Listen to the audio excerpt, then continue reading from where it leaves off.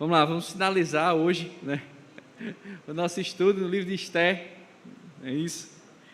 E nós intitulamos essa série como Esther, beleza, coragem e esperança, né? E dentro do estudo que nós temos desenvolvido aqui, hoje é o 5º domingo, né? Nós vamos encerrar o nosso estudo no livro tão belo e tão desafiador, né? Que é o livro de Esther, a sua proposta de como ela traz a mensagem do Senhor, mostrando Deus ali agindo poderosamente na vida do seu povo. Hoje eu queria tratar sobre os atributos da esperança, né? Entendendo que atributo é aquilo que dá qualidade ou característica a alguma coisa, a algo, a alguém, né?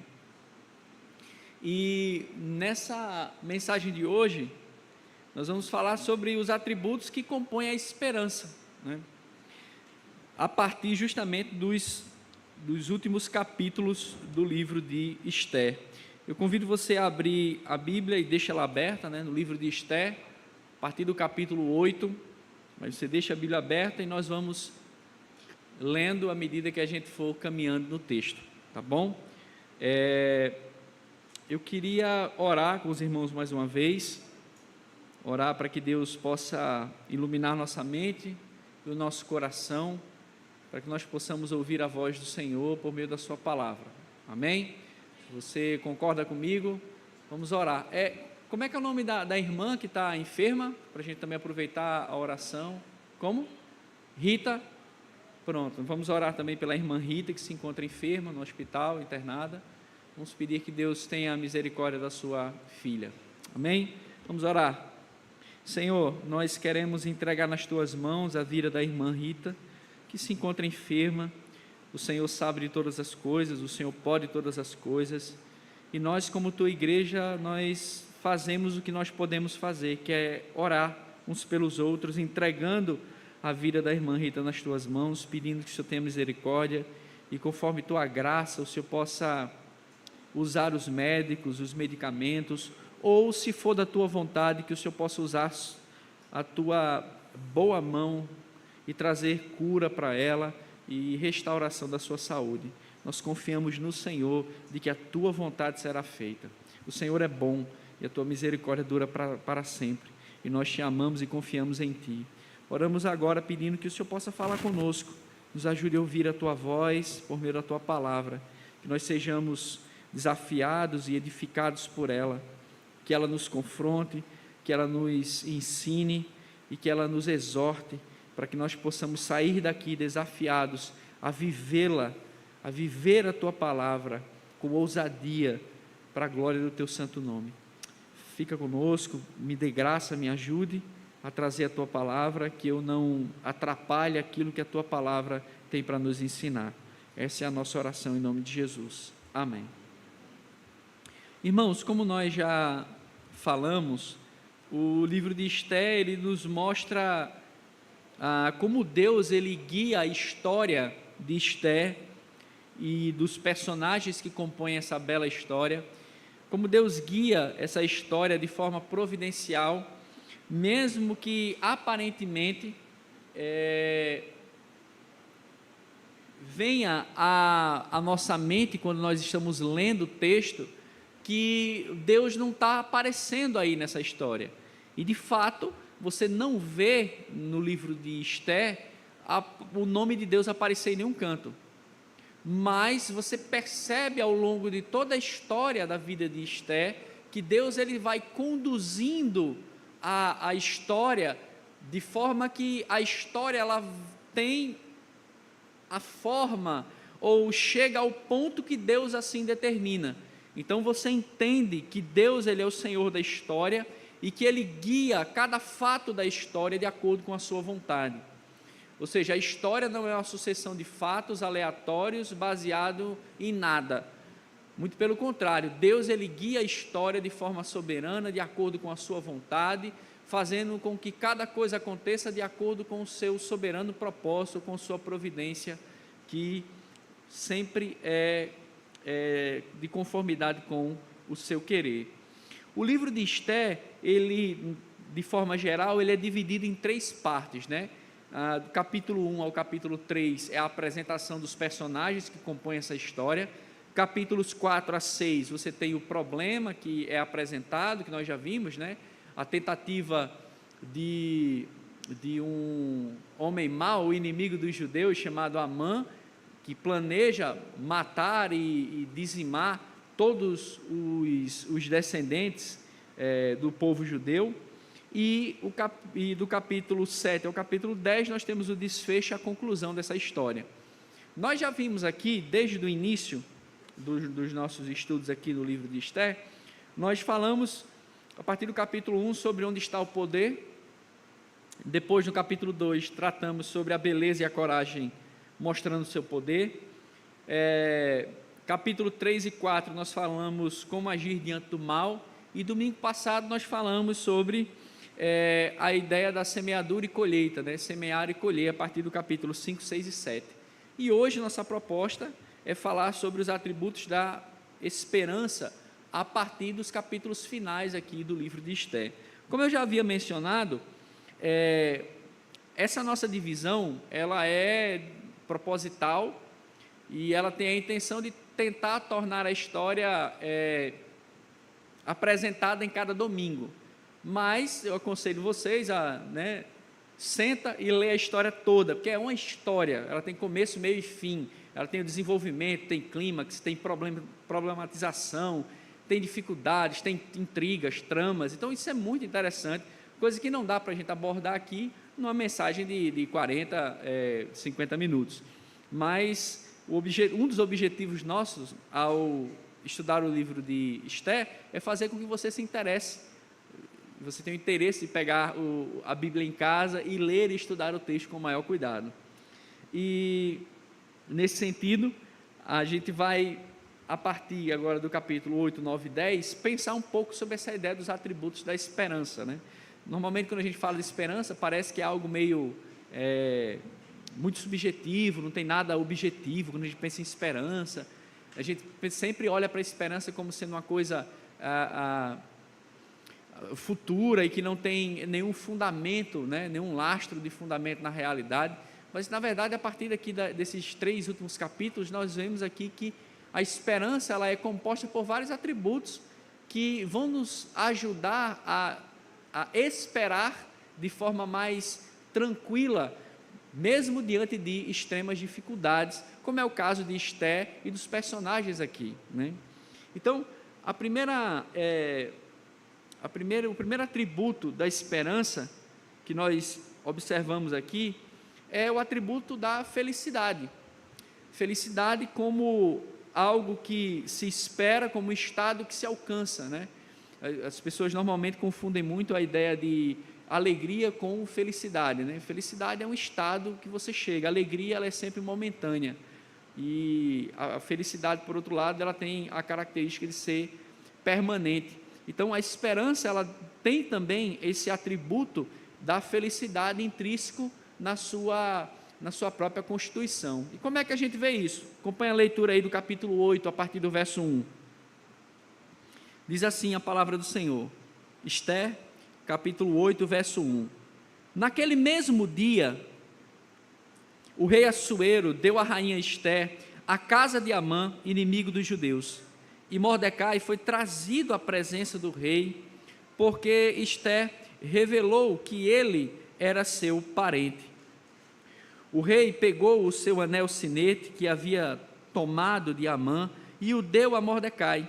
E Esther pôs Mordecai por administrador da casa de Amã. Esther voltou a falar com o rei, ela se lançou aos pés dele e com lágrimas lhe implorou que revogasse a maldade de Amã, o agagita, e a trama que ele havia arquitetado contra os judeus. O rei estendeu o cetro de ouro para Esther. Então ela se levantou, pôs-se em pé diante do rei e disse: se for do agrado do rei, se eu achei favor diante dele, se isto parecer justo aos olhos do rei, se nisto lhe agrado, que se escreva uma ordem revogando os decretos concebidos por Amã, filho de Amedata, o agagita, os quais ele escreveu para aniquilar os judeus, que se encontram em todas as províncias do rei. Pois como poderei ver a desgraça que sobrevirá ao meu povo? E como poderei ver a destruição da minha parentela?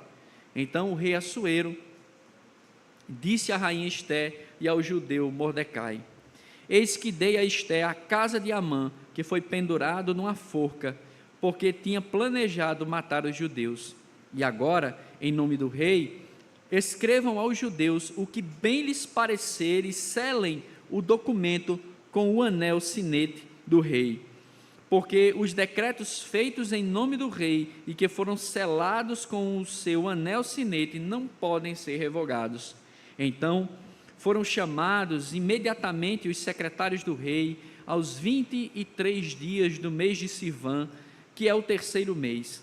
E segundo tudo que Mordecai ordenou, foi redigido um decreto para os judeus, para os sátrapas, para os governadores e para os oficiais das províncias que se estendem da Índia até a Etiópia, 127 províncias, a cada uma no seu próprio modo de escrever e a cada povo na sua própria língua, e também aos judeus, segundo o seu próprio modo de escrever e na sua própria língua. Escreveu-se em nome do rei Assuero e se selou com o anel sinete do rei. As cartas foram enviadas por meio de mensageiros montados em jinetes, criados nas estrebarias do rei. Nas cartas, o rei permitia aos judeus de cada cidade que se reunissem e se organizassem para defender a sua vida, para destruir, matar e aniquilar de vez toda e qualquer força armada do povo, da província, que viesse contra eles, crianças e mulheres, e que se saqueassem os seus bens. No mesmo dia, em todas as províncias do rei Assuero, no dia 13 do 12º mês, que é o mês de Adar, uma cópia da carta que determinava a proclamação da lei em todas as províncias foi enviada a todos os povos para que os judeus se preparassem para aquele dia, para se vingarem dos seus inimigos. Os mensageiros montados em jinetes que se usavam no serviço do rei partiram imediatamente, impelidos pela ordem do rei, e a lei foi publicada na cidadela de Suzã. Então Mordecai saiu da presença do rei com trajes reais em azul celeste e branco, com uma grande coroa de ouro e um manto de linho fino e púrpura, e a cidade de Suzã exultou e se alegrou. Para os judeus houve felicidade, alegria, júbilo e honra. Também em cada província e em cada cidade onde chegava a palavra do rei e sua ordem, havia entre os judeus alegria e júbilo, banquetes e festas. E muitos que eram dos povos da terra se tornaram judeus, porque o temor dos judeus tinha caído sobre eles. Meus irmãos, essa passagem ela nos mostra claramente a sequência dos acontecimentos aqui. Se os irmãos prestarem atenção, no capítulo 7, o plano de Amã é desmascarado pela rainha Esté diante do rei Assuero. Esse homem mau que queria, de forma genocida, destruir todo o povo judeu, ele é denunciado pela rainha Esté, que muito sabiamente soube contornar a situação e pedir que aquele homem mau fosse punido adequadamente de acordo com a lei, e ele foi punido, ele foi enforcado na forca que ele havia preparado para que Mordecai, tio de Esté, fosse pendurado. Então, o plano que ele tinha caiu contra ele mesmo, mostrando que Deus protege o seu povo, mesmo que o nome dele não apareça aqui. Então, na sequência, quando Amã é enforcado, no mesmo dia, o texto começa, verso 1, naquele mesmo dia, ou seja, naquela mesma hora, naquela mesma ocasião, o rei Assuero dá a Esté e também a Mordecai as maiores honras que poderiam ser dadas naquela ocasião. Lembra que Mordecai já havia entrado na cidadela de Suzã, carregado por Amã, gritando em honra a ele, ele quem queria receber a honra, e na verdade, ironicamente, o texto nos mostra que Deus fez esse orgulhoso Amã ser humilhado, enquanto que o humilde Mordecai foi exaltado, né? É muito interessante a forma como o texto ele apresenta assim. Mas o ponto aqui para nós, pensando nos atributos da esperança e vendo que a felicidade é um desses atributos que compõem a esperança, nós vemos que Esté e Mordecai, eles são honrados. E nessa honra, que muitas vezes nós tendemos a esquecer das pessoas, ou esquecer dos que sofrem quando nós somos honrados, ou quando nós estamos numa situação melhor, nós sempre nos esquecemos das pessoas que estão à nossa volta, né? Isso mostra o quão especial é essa menina, Esté, porque mesmo recebendo honra, proteção, né, mesmo recebendo vários bens daquele que queria tirar a sua vida e a vida do seu povo, mesmo ela estando numa situação de segurança, ela se mostra ainda preocupada com o seu povo, porque ela faz a mesma coisa aqui.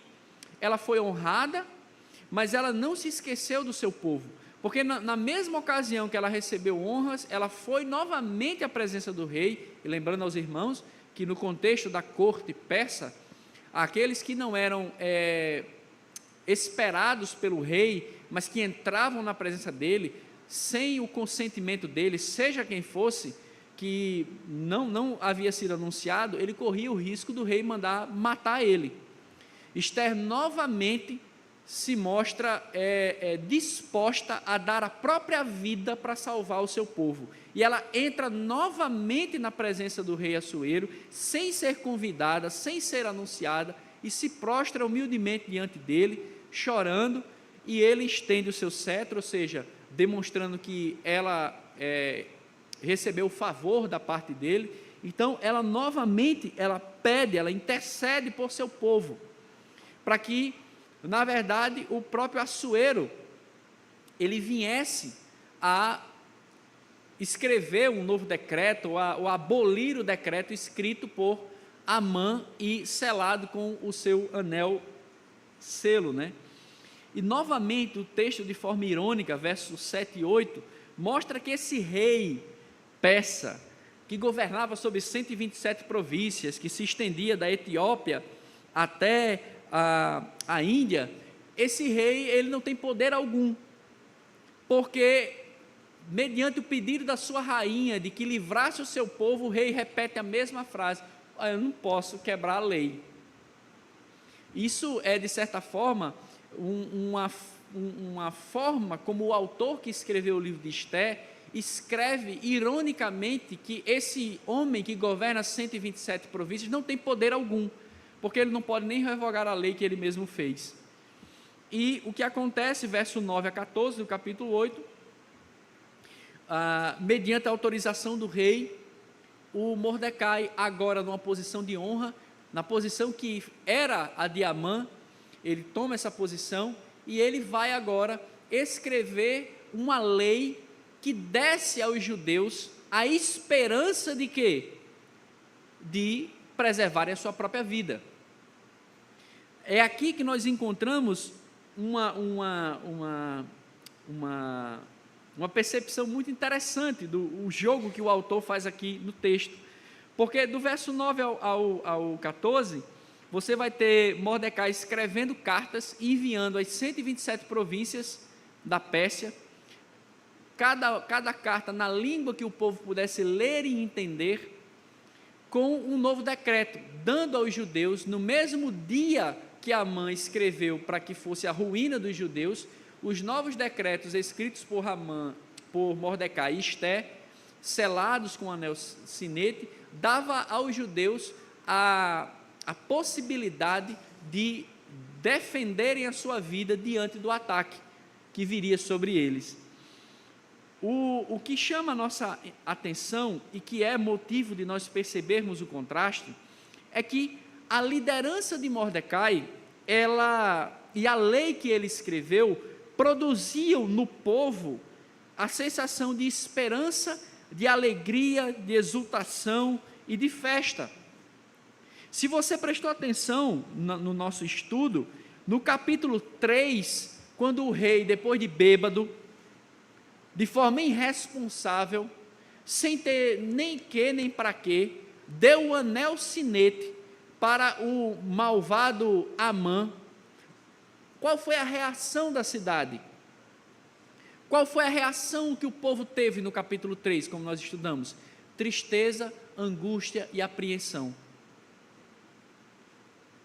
Um péssimo governante, quando elabora uma péssima lei, o que acontece com o povo? O povo se entristece, o povo se desanima, o povo se desespera. Agora, quando um bom governante, que visa a proteção, o cuidado, a preservação da vida, quando este age de forma honesta, justa e equilibrada, o que acontece? Acompanha a leitura aí, nós já lemos, mas vale a pena ler de novo. A partir do verso 15, né? Ele escreve as cartas, Mordecai escreve, envia as cartas, e aí ele sai da presença do rei e vai entrar na cidade. Aí verso 15 diz assim: então Mordecai saiu da presença do rei com trajes reais, em azul celeste e branco, com uma grande coroa de ouro e um manto de linho fino e púrpura. E a cidade de Suzã exultou e se alegrou.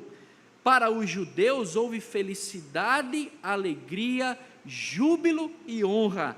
Também em cada província e em cada cidade onde chegava a palavra do rei e a sua ordem, havia entre os judeus alegria, júbilo, banquetes e festas. E muitos que eram dos povos da terra se tornaram judeus por causa do temor dos judeus, porque o temor dos judeus tinha caído sobre eles. Então, irmãos, isso aqui é um contraste muito grande com o capítulo 3 do livro que nós estamos lendo, o livro de Esté, porque todas as províncias do rei celebraram a esperança de que os judeus eles podiam lutar pela sua própria vida. É contrário do que aconteceu no capítulo 3, quando Amã decretou que todos os judeus deveriam ser mortos no dia 13 do mês de Adar. Então, a boa lei, a boa alegria, a boa notícia causa alegria, causa felicidade. A esperança renasce quando a boa notícia ela chega. A boa notícia produz em nós uma alegria pelo que nós iremos receber, pelo que nós iremos desfrutar. Aqui é muito importante nós não perdermos de vista essa noção de que a boa notícia, de que as cartas que foram enviadas trazendo essa boa nova, produziram no coração dos judeus, e não só dos judeus, o verso 17 é muito claro, porque o verso 17 até as pessoas da Pérsia que não faziam parte do povo judeu, ao lerem as cartas, resolveram seguir os costumes dos judeus, porque o temor caiu sobre eles. Então, toda boa notícia, ela gera uma esperança feliz, né? Ela gera esse atributo da esperança que é a felicidade. Isso me faz recordar justamente o ponto do início do ministério do Senhor Jesus, quando ele começa, logo quando João Batista é preso, Mateus capítulo 4, e aí Jesus começa a pregar a mensagem na Galileia, e as pessoas respondem a essa pregação com aquela frase do profeta Isaías, né? O povo que estava em trevas viu surgir uma grande luz. E aí Jesus começa a pregar o Evangelho. O Evangelho, ele tem essa mesma capacidade, ele tem a capacidade de trazer esperança na mais difícil situação que nós venhamos a passar. É interessante como nós, de certa forma, eu falo nós, a igreja evangélica, nos últimos anos, elas fica trocando a mensagem do Evangelho por qualquer outra coisa, como se outra coisa pudesse trazer esperança.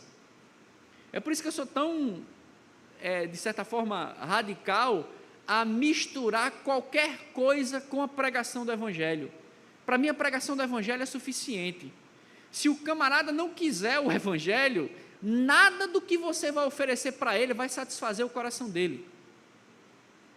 Se a mensagem do Evangelho não traz felicidade, não faz brotar no coração do pecador esperança, meu amigo, nada nesse mundo vai satisfazer esse homem. O povo judeu, ao receber as cartas, dando a ele a esperança de poder se defender, de preservar a sua própria vida, gerou no coração desse povo que alegria, exultação, festa. A mensagem do Evangelho, quando pregada em sua pureza, em sua inteireza, ela gera no coração do pecador a mesma esperança de que os seus pecados serão perdoados e que um dia ele irá se encontrar com o seu Criador. O ponto para nós aqui, e essa é uma relação interessante para a gente, é que a boa notícia, a boa nova, ela nos conduz a uma esperança de felicidade eterna. Nenhuma outra mensagem pode fazer isso. Nenhuma outra mensagem pode fazer isso. E infelizmente, às vezes na proclamação do Evangelho, você tem uma total distorção dessa esperança verdadeira, colocando-se no lugar uma esperança falsa. Por isso que você tem um monte de desigrejados em igreja, ou fora da igreja, que nunca mais quer saber de igreja. Que o cara diz, venha para a igreja, você é pobre, venha para a igreja que você vai ficar rico. Sua conta está no vermelho, pronto, venha para a igreja, faça as 7 sexta-feira, pule 7 ondas, e acenda, bota um copo d'água em cima da televisão, bota uma mesa branca, faça 7 orações de meia-noite, que tudo vai dar certo. Aí o cara faz isso, dá tudo errado, aí o cara diz o quê? Olha, está vendo? Igreja mentirosa, a mensagem do Evangelho é mentirosa, olha, Deus mentiu. Aí o cara sai da igreja e nunca mais volta. Certo? Quando você prega a mensagem do Evangelho pura e simples, a boa nova que traz esperança de uma felicidade permanente e eterna, e você prega somente ela, o camarada pode passar por qualquer situação, tão difícil quanto a situação de Esté, mas mesmo assim, ele não vai abandonar a esperança, porque a esperança dele não está naquilo que ele pode ver, naquilo que ele pode tocar. A esperança dele não é perecível, a esperança dele é eterna. Eu lembro dos 21 homens cristãos cóptas, né, que foram mortos, decapitados nas praias, me esqueci agora do país, fugiu a mente aqui, eu acho que foi no Irã, não lembro. Foram 21 irmãos nossos que foram presos, e os caras disseram assim, se vocês negarem a Cristo, vocês vão para a casa de vocês, vão ser felizes, ninguém vai perturbar vocês. Os 21 disseram, não, nós seguimos a Cristo e morreremos por Ele. E os 21 foram decapitados, os 21 morreram. Por que eles morreram? Porque a esperança deles não estava nas coisas desse mundo. A boa nova foi suficiente para eles. A boa nova foi suficiente para trazer alegria eterna para eles. A boa nova, ela dá esperança, é um dos seus atributos. A lei que Esté e Mordecai escreveram, produziu no coração do povo essa felicidade de poderem lutar pela sua própria vida. E esse é o segundo ponto, é o segundo atributo da esperança, que é o atributo da resistência. A esperança também não é só a boa notícia, né? Tem gente que diz assim, não, é o famoso, isso é coisa de velho, né? Então, assim, na minha época tinha esse slogan, não sei se na época dos irmãos já ouviram, né? É o chamado crente 3S, né? Crente salvo, sentado e satisfeito. Já ouviram falar disso? Pronto. Então, essa é a designação que boa parte da igreja evangélica é hoje, né? O crente 3S. O cara se converte, aí ele fica salvo, sentado e satisfeito, não faz mais nada, né? E ele acha que, não, eu fui chamado para quê? Para estar salvo, sentado e satisfeito, que as pessoas me sirvam, né? Ele faz a oração do Senhor assim, venha o meu reino, seja feita a minha vontade, assim na terra como nos céus. O pão nosso de cada dia me dá hoje. Então a oração do camarada é essa. Só que isso é contrário à própria mensagem de esperança.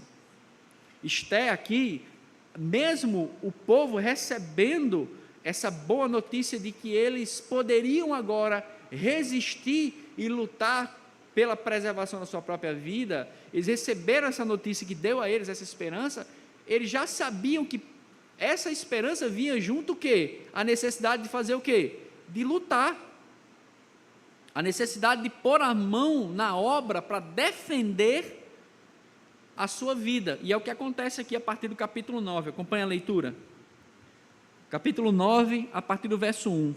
No dia 13 do segundo mês, que é o mês de Adar, quando a palavra do rei e a sua ordem deveriam ser executadas, aqui é a primeira ordem escrita por Amã, que é que dava autorização às pessoas das províncias, das 127 províncias da Pérsia, de matarem o povo judeu. Então é dessa que está sendo falada aqui.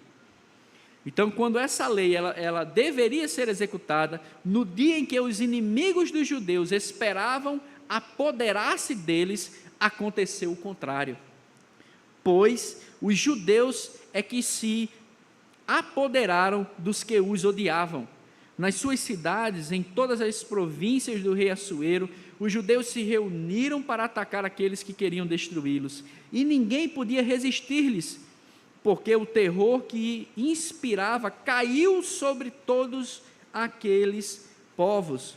Todos os oficiais das províncias, os sátrapas, os governadores e os oficiais do rei auxiliavam os judeus, porque o temor de Mordecai tinha caído sobre eles. Porque Mordecai era grande na casa do rei, e a fama dele se espalhava por todas as províncias. O seu poder ia aumentando cada vez mais. Assim, os judeus mataram todos os seus inimigos a golpes de espada, matando, destruindo e fazendo com os seus inimigos o que bem quiseram. Na cidadela de Suzã, os judeus mataram e destruíram 500 homens. Mataram também Parsandata, Dalfon, Aspata, Porata, Adalia, Aridata, Farmasta, Arisai, Aridai e Vaizata, que eram os 10 filhos de Amã, filho de Amedata, o inimigo dos judeus, porém no despojo não tocaram. No mesmo dia, o rei foi informado do número dos mortos na cidadela de Suzã. O rei disse à rainha Esté: na cidadela de Suzã, os judeus mataram e destruíram 500 homens e os 10 filhos de Amã. E nas demais províncias do rei, o que será que fizeram? E agora, qual é o seu pedido? Peça e lhe será dado. Você tem ainda algum outro desejo? Será concedido. Então a rainha Esther disse: se for do agrado do rei, permita aos judeus de Suzã que também amanhã façam segundo o decreto de hoje e pendurem em forca os cadáveres dos 10 filhos de Amã. Então o rei ordenou que assim se fizesse. Um decreto foi publicado em Suzã e os cadáveres dos 10 filhos de Amã foram pendurados na forca. Os judeus de Suzã se reuniram também no dia 14 do mês de Adar e mataram 300 homens em Suzã, porém no despojo não tocaram. Verso 16: também os demais judeus que viviam nas províncias do rei se reuniram e se organizaram para defender a vida e se livrar dos seus inimigos. Mataram 75.000 dos que os odiavam, porém no despojo não tocaram. Aqui é muito interessante, irmãos, porque essa esperança que deu a eles a felicidade de poderem tentar preservar a sua vida, também deu a eles o trabalho de resistirem a isso. O decreto foi publicado. Aqueles que odiavam os judeus tinham a oportunidade de matá-los. Agora os judeus poderiam se defender. E o ponto aqui que chama muito a nossa atenção é que logo no início aqui, no primeiro dia, muitos tentaram ainda tirar a vida dos judeus. Você vê que havia muitos inimigos dentro das províncias da Pérsia que ainda odiavam os judeus. E com o apoio do governo, versos 3 a 15, você vai ter o governo, na pessoa dos seus oficiais, auxiliando os judeus para que estes pudessem resistir e se livrar da morte, né? O que aparece aqui de forma velada nos textos aqui é que é um tal de temor, o temor que se apoderou do povo. Provavelmente isso faz referência àquilo que aconteceu com Amã, lá no verso 6, 13, no capítulo 6, verso 13, e no capítulo 7, verso 10, quando a própria esposa de Amã diz assim: rapaz, ele é judeu, falando de Mordecai, né? Tu planejou matar Mordecai, mas ele é judeu, e quem tenta contra ele nunca dá certo. Aí quando ela cala a boca, o cara bate na porta, diz, bora para o jantar da rainha Esther, que era onde ele ia morrer, né? Como de fato aconteceu. Então a ideia de que há um temor que preserva a vida do povo, isso mostra que Deus ele age na história para que seu povo seja preservado e cuidado diante dos inimigos que se levantam contra eles.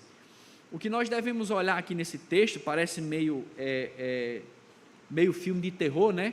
Poxa, mataram os 10 filhos, e aí eu tenho que avisar, como pastor, eu amo os irmãos, olha, os próximos que forem ter filhos, por favor, não botem esses nomes, certo? Por favor. Imagina a gente apresentando aqui. Quer apresentar Juninho Pacerdata.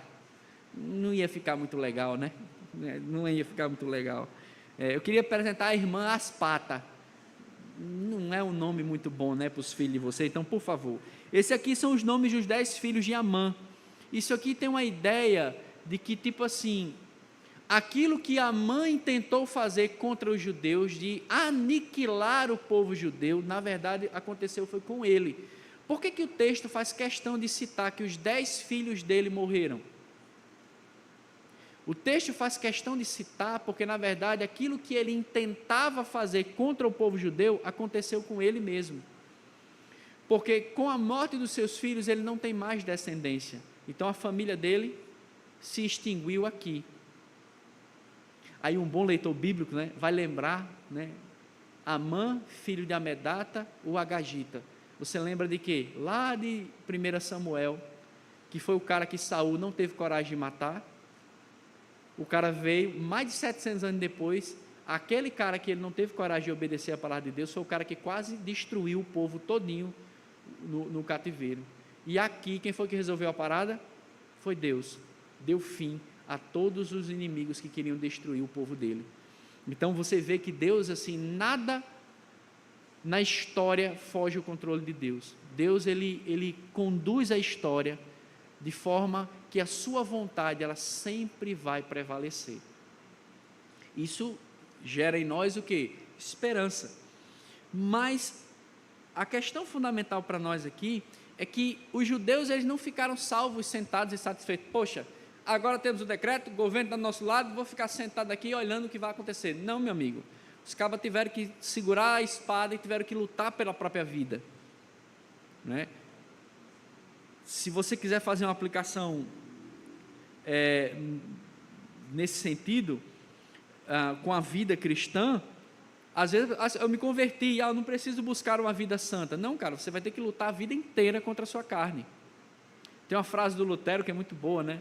Lutero tem uma frase que ele diz assim: o meu velho homem, que eu achei que tinha matado ele no batismo, ressuscitou de novo, e eu tenho que matar ele de novo. Isso é a luta que nós temos. Os judeus tiveram essa luta aqui, tiveram que resistir, como um atributo da esperança que receberam, eles tiveram que resistir lutando contra os seus inimigos. Nós temos que resistir contra nós mesmos. Quem é seu pior inimigo? Não é o Satanás. Acho que o Satanás é o pior inimigo, né? O bicho lá de chifre vermelho atrás da porta. Não, isso aí não existe isso, meu amigo. O Satanás, ele nos tenta, ele nos oprime. Mas o nosso pior inimigo não é o diabo. O nosso pior inimigo é a nossa própria carne. E a ela é que nós devemos travar luta até a morte. Porque até você descer ao túmulo, você vai lutar contra você mesmo. Seja em pensamentos, em ações ou em palavras. Você tem que matar esse seu eu. E não é fácil, porque a gente gosta da gente. Não é verdade? A gente gosta do nosso pecadinho. É tão bom pecar, não é verdade? Se pecado fosse uma martelada no dedo, eu acho que a gente evitaria, né? Mas como o pecado ele é bom, o nosso velho homem gosta, né? Então a gente sempre vai querer fazer o quê? Alimentar o nosso velho homem, para que ele sempre ressuscite. Mas o livro de Esther nos mostra, fazendo uma analogia aqui, que é necessário resistir. A nossa esperança de salvação, a nossa esperança de um dia ganharmos essa luta, ela só vai terminar quando Cristo voltar. Até que isso aconteça, lute até a morte, lute pela sua vida. O texto, ele mostra ainda um detalhe fascinante no verso 10, 15 e 16 do capítulo 9 que nós acabamos de ler, porque diferentemente de Amã, que queria destruir o povo judeu e saquear os seus bens, nos versos 10, 15 e 16, mostra que, na verdade, o povo judeu não queria roubar ninguém, apesar que o decreto escrito dava a eles o direito de pegar os despojos, mas como o objetivo deles não era a expoliação dos bens, ficar rico, era apenas preservar a vida, o verso 10, o verso 15 e o verso 16 repete a mesma frase. Porém, nos despojos eles não tocaram, porque não era uma questão de dinheiro, era uma questão de vida. Não era uma questão de morte, de riqueza, de honra, era uma questão de preservação da vida. Nesse sentido, a verdadeira esperança, meus irmãos, ela nos ajuda a resistir diante do mal, lutando até o fim. Esther nos mostra isso. Os judeus que resistiram a esse ataque contra a própria vida, nos mostram a necessidade que nós temos de lutar até o sangue, até a morte, contra o nosso inimigo. No nosso caso, qual é o nosso maior inimigo? Nós mesmos. Você já lutou até se cansar contra um pecado? Normalmente a gente pega aquele texto, né, que o Senhor Jesus diz lá, né, batei, abri-se-vos-á, buscai e acharei, e quem pede recebe, quem busca, a gente usa para quê? Ó Senhor, eu quero aquele apartamento, ó Jesus, ele passa 3 horas orando, né? Aí é fofoqueiro, aí não passa 6 horas orando, Senhor, me ajude a vencer a fofoca, Senhor, a fofoca é tão ruim, Senhor, me ajude a vencer a fofoca, eu sou fofoqueiro, Senhor. Você nunca vê o cabo lutando assim em oração. Senhor, eu falo mal de todo mundo na igreja, Senhor, me ajude a vencer isso, Senhor. Essa deveria ser a sua luta. Essa deveria ser a sua luta. A luta que você deveria lutar até o sangue, dobrar o joelho. E aí você tem promessa, viu? A promessa de Jesus é para que, se você orar desse jeito, para vencer os seus pecados, qual é a resposta? A porta vai ser aberta. Deus vai lhe ouvir. Lute contra o seu pecado diante de Deus. Mate o seu eu todo dia, lutando, chorando, de joelho, clamando. A Bíblia garante, quando você fizer isso, você vai receber a vitória, certo? O carro, a casa, o casamento, isso aí você estuda, trabalha e consegue, certo?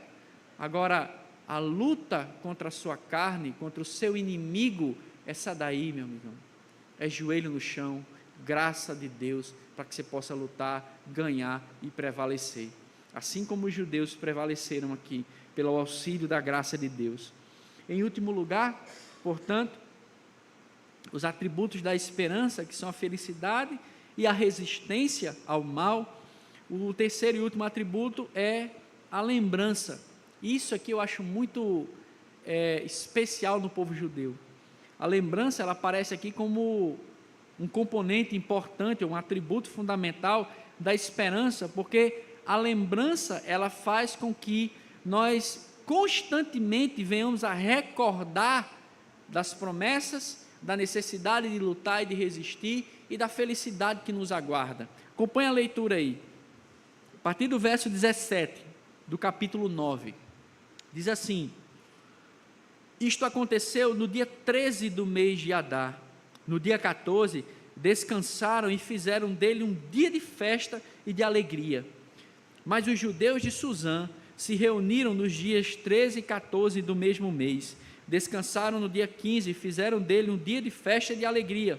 Por isso, os judeus das vilas que moram nas aldeias do campo fazem do dia 14 do mês de Adar um dia de alegria, de banquetes e de festas, e um dia em que mandam presentes uns aos outros. Mordecai escreveu estas cartas e enviou cartas a todos os judeus que moravam em todas as províncias do rei Assuero, aos de perto e aos de longe, ordenando-lhes que comemorassem o dia 14 do mês de Adar e o dia 15 do mesmo mês, todos os anos, como os dias em que, olha que coisa linda o verso 22, como os dias em que os judeus se livraram dos seus inimigos, o mês em que a tristeza virou alegria e o luto se transformou em festa, e que esses fossem dias de festa e de alegria, de troca de presentes e dádivas aos pobres. Assim, os judeus aceitaram como costume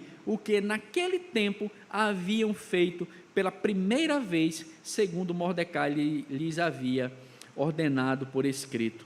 Porque Amã, o filho de Amedata, o agagita, inimigo dos judeus, tinha planejado destruir os judeus e tinha lançado o pur, isto é, sortes, para os assolar e destruir. Mas Esté foi falar com o rei, e ele ordenou por cartas que o plano perverso de Amã, que ele tinha elaborado contra os judeus, recaísse sobre a própria cabeça dele, e que ele e os seus filhos fossem enforcados. Por isso, esses dias são chamados de Purim, do nome Pur.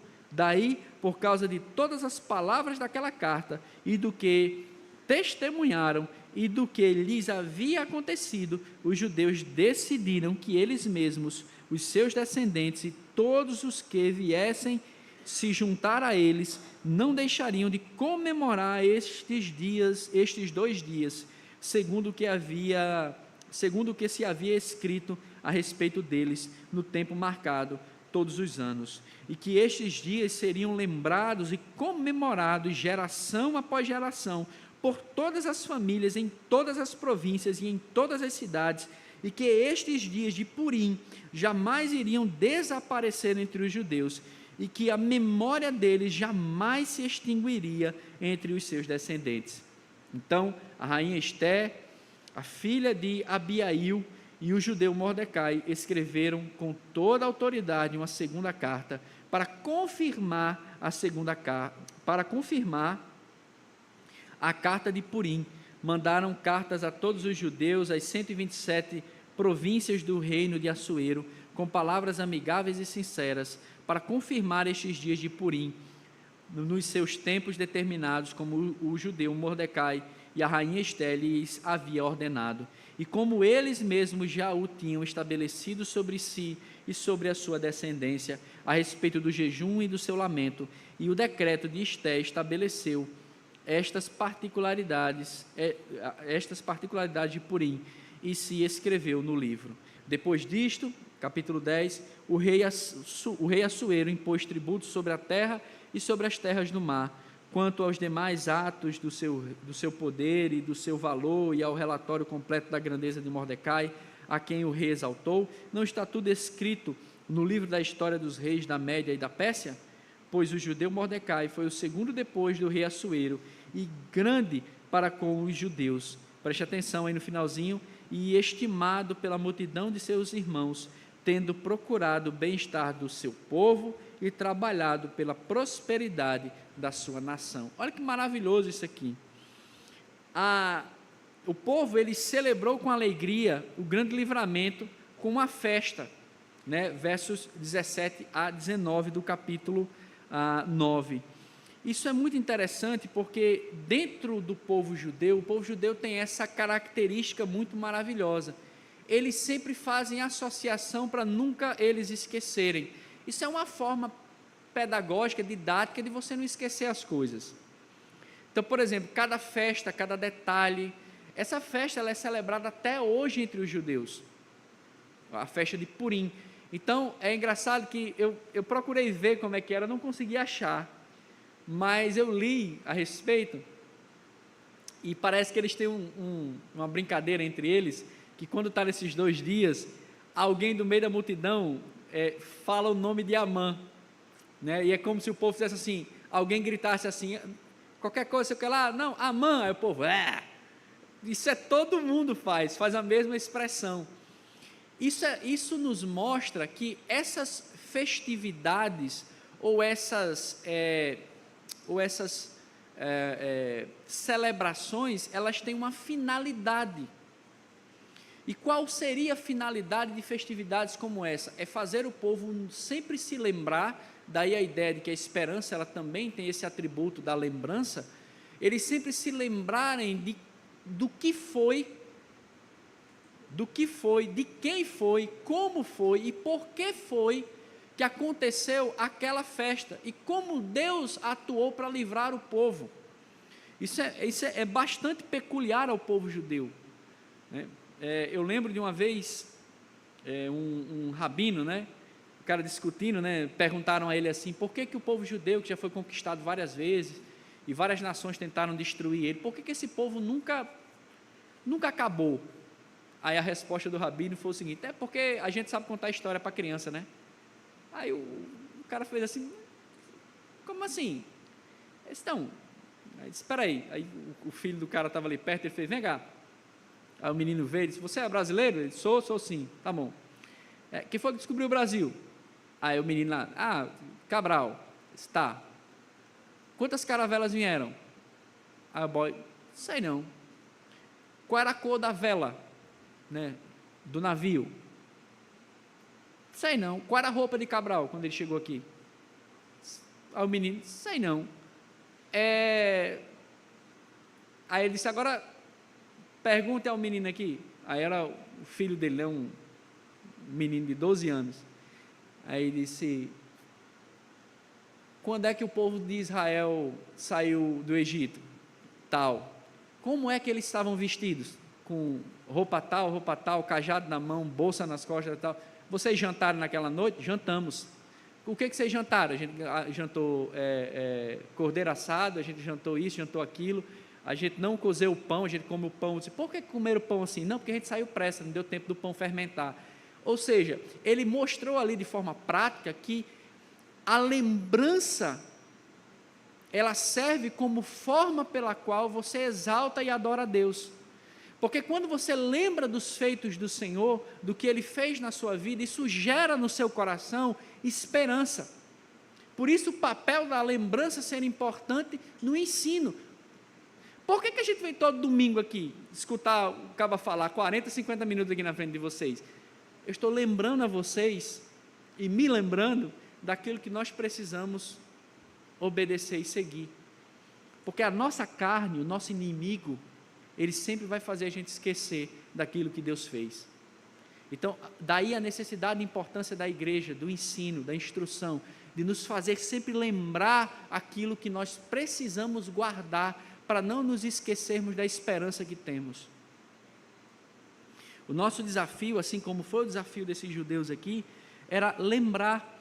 E é interessante que você tem aqui o nome da festa é Purim. No persa, a palavra pur significa jogar sortes. E aí, os caras, para lembrar esse jogar sortes, né? Aí você lê lá no capítulo 3 de Esther, que nós lemos, né?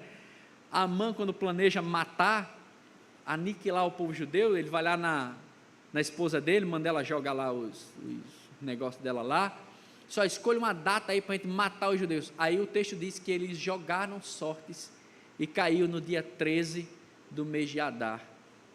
E aí os judeus, eles brincam, dizendo assim, eles jogaram a sorte para nos matar, mas na verdade, a sorte era do nosso lado. Que sorte era essa? Era o Deus da história. Por quê? Porque, meus irmãos, nós aprendemos aqui uma lição muito poderosa, que não é a sorte quem determina a minha e a sua história. Não é a sorte, o acaso, quem vai determinar a minha e a sua sorte, como também não foi o caso do povo judeu. Sabe quem é que determina a minha vida, a sua vida, a história do povo judeu? É Deus. A nossa vida não está no acaso, a nossa vida está nas mãos de um Deus totalmente poderoso e soberano, que governa tudo. Então, essa festa lembra ao povo judeu que a sorte não determinou o futuro deles, mas o Deus de Abraão, de Isaac e de Jacó. É o nosso mesmo Deus, é o nosso Deus que determina a nossa sorte. Nós não somos, eita, aconteceu algo, Deus não sabia. Não, Deus ele sabe, ele permitiu, ou como os reformados dizem, né, ele decretou todas as coisas. E a gente entende que Deus ele guia a história de acordo com a sua vontade. O capítulo 10, apenas com 3 versos, mostra outra marca muito legal, porque o Mordecai viveu nesse reino e foi um excelente governante, tanto para o seu povo, quanto para o povo daquela nação. Lembremos que a história de Esté, ela se passa com as pessoas que ficaram na Pérsia e não quiseram retornar para Jerusalém, como foi no caso dos livros de Esdras e Neemias, né? Mas eles ficaram lá. Então Mordecai ficou lá na Pérsia, servindo lá aquele rei, provavelmente até a sua morte, né? Então, meus irmãos, confiem no Senhor. Ele é quem conduz toda a história de acordo com a sua vontade. Essa história de Esté, ela nos mostra justamente isso. A história de Esté, de Mordecai, a história do rei Assuero, do Império Persa, toda a história que nós estudamos ao longo desses 5 domingos, nos mostra que, na verdade, a sorte não determina a história do povo de Deus, é Deus quem determina a nossa história. E aí nós temos algumas lições aqui para encerrar. Primeiro, em meio à maldade desse mundo, leve a boa nova que traz esperança. Cristo é a nossa esperança, a mensagem do Evangelho é suficiente, não misture ela, não prometa nada além de Cristo e da sua cruz. Lembre lá do que Paulo diz em 1 Coríntios, né? 1 Coríntios capítulo 1, eu prego a Cristo e a esse crucificado. Então não esqueça disso. Em segundo lugar, a esperança verdadeira demanda de nós que nós façamos o quê? Venhamos a resistir. O seu velho homem foi vencido, você não é mais dominado pelo pecado, mas o velho homem ainda está aí dentro. Então lute contra ele, mate esse velho homem, mate esse miserável que está aí nesse coração, todos os dias, se aproximando de Cristo. Lembre-se do que ele fez por você, do que ele faz por você e do que ele ainda fará, que a lembrança do Senhor, do Deus que você serve, gere no seu coração esperança todos os dias. Quando você pensar em desanimar, conte, traga à sua memória aquilo que Cristo fez, aquilo que ele fez por você. E que esse livro, meus irmãos, nos ajude a viver nesse mundo mau com coragem, levantando a bandeira do Evangelho, proclamando que Cristo é o Senhor e que a história não é uma sucessão de acontecimentos, mas que a história ela tem um começo, um meio e um fim, porque Deus assim determinou. Confie no autor da história, confie nele e ele vai conduzir você à vida. Amém? Vamos orar?